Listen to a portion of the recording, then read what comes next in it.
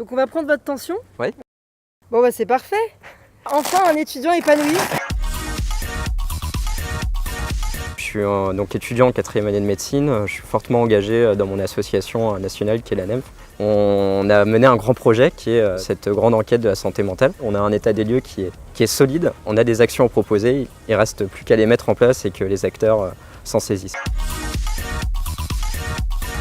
Mais je pense qu'un des plus marquants, surtout vu du contexte actuel, est celui des 77% des étudiants ou jeunes médecins qui songent régulièrement à changer de vocation, ce qui est énorme pour une profession qui est pourtant si connue et reconnue.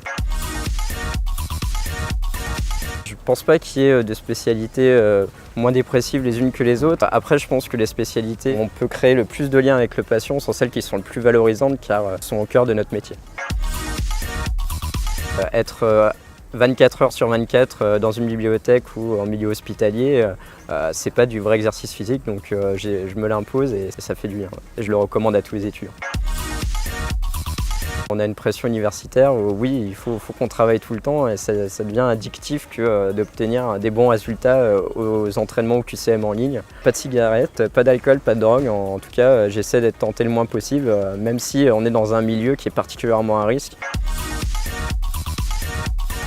Il y a quelques points de détail qui effectivement sont encore discutables, mais on est d'accord sur le fait qu'on a quand même proposé une grande avancée pour les internes, sécurisante, qui valorise leurs compétences, leurs projets professionnels. Et c'est pour nous un des leviers majeurs sur lequel on doit agir pour redonner du sens à nos études et diminuer les risques psychosociaux des étudiants en médecine et des jeunes médecins.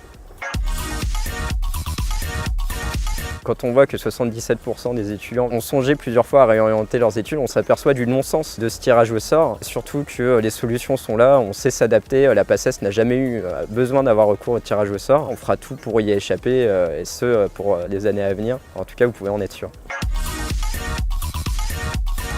Peut-être effectivement une légère addiction au café. J'évite absolument ce qui est médicaments ou produits dopants parce que c'est clairement pas une solution. La vraie solution, c'est des grandes nuits et comme j'ai dit tout à l'heure, d'essayer de faire un petit peu de sport. C'est de l'investissement, c'est pas un coût sur nos révisions en tout cas.